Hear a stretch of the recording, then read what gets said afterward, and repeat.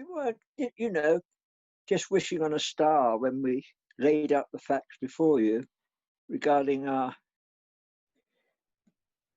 Master, Jesus Christ. We were there for the preview. We saw it with our own eyes. Jesus, resplendent in the light of God the Father. As the voice of glory spoke, "This is my Son, marked with my love, focus of all my desire, or all my delight." We were there on the holy mountain with him. We heard the voice from heaven with our own ears. We couldn't be more sure of what we saw and heard. God's glory, God's voice. The prophetic word was confirmed to us. You'll do well to keep focusing on it. It's the one light you have in the dark time as you wait for the daybreak and the rising of the morning star, the day star, you understand, in our hearts.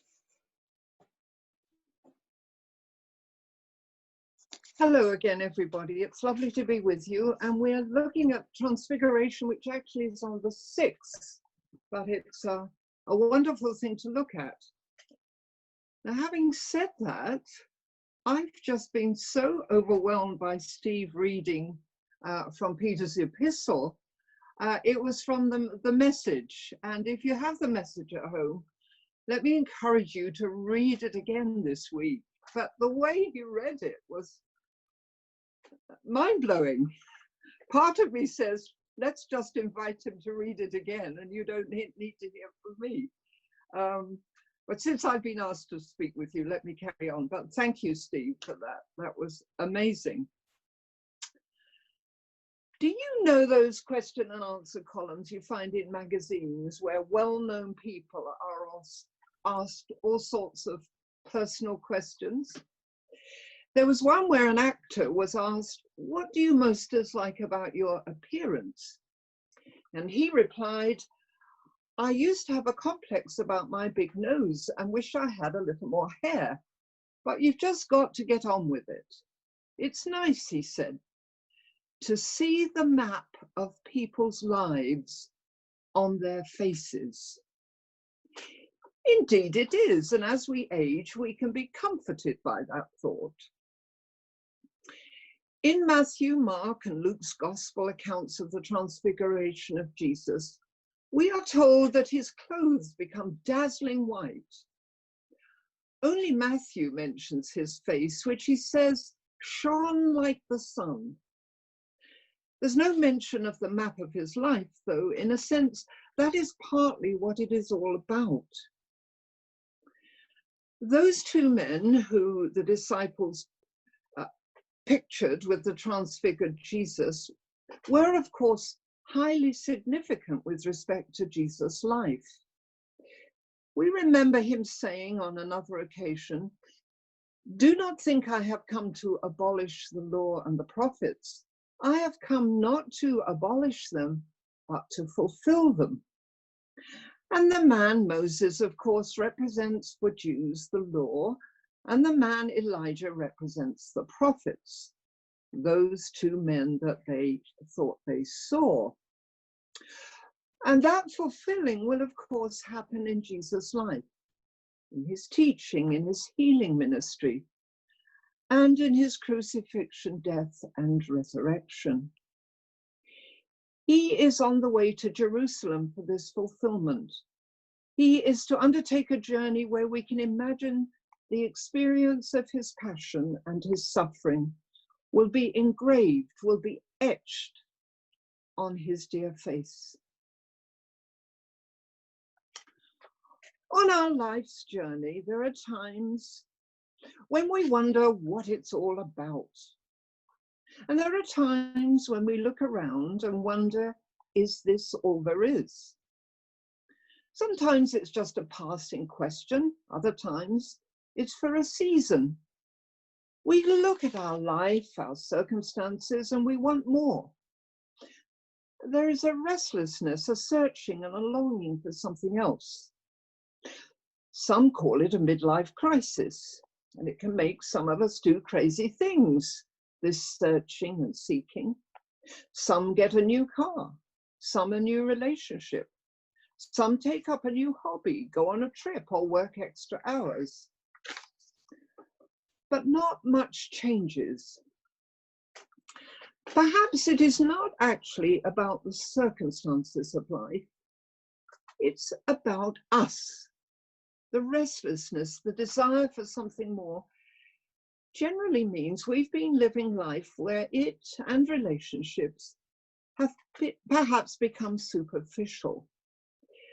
We've missed seeing and experiencing the world as something that is already transfigured and where creation is filled with divine light.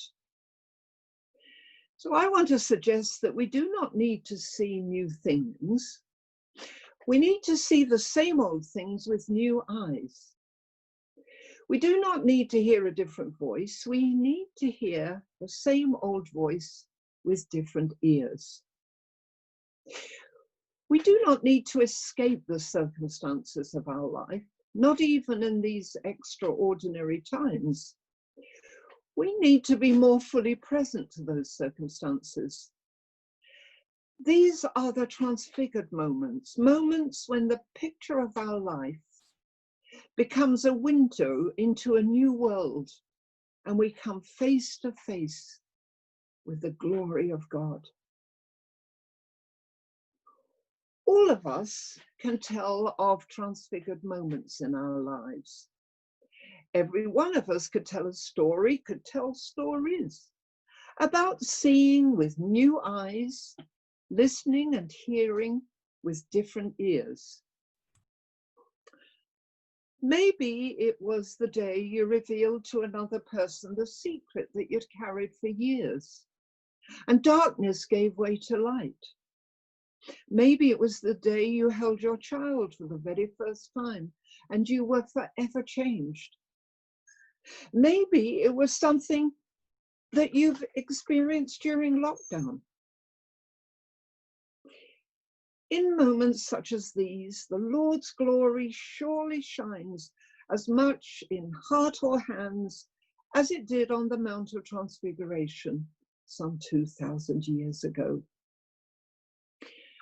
Transfigured moments change us, sustain us, encourage us, and guide us into the future, regardless of the circumstances we face.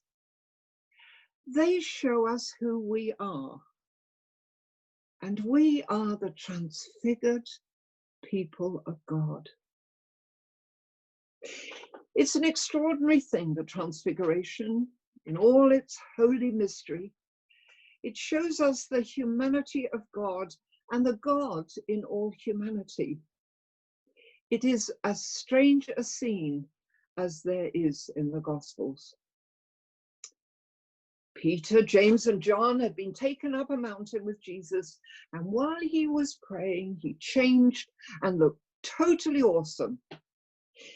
If that wasn't enough, as we've heard, too long since dead men appeared in glory, whatever that means, and started talking with Jesus. And yet more, a terrifying cloud covered them and cast them in shadow. Then from the cloud came a voice declaring, "This is my son, my chosen. Listen to him."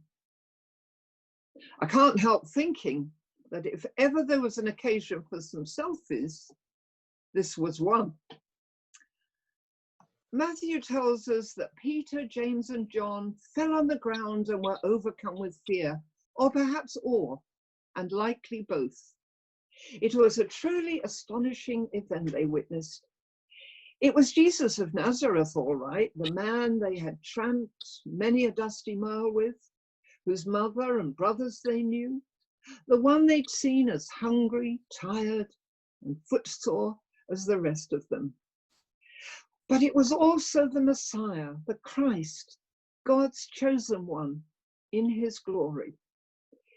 It was the holiness of the man shining through his humanness, his face so afire with it that they were almost blinded.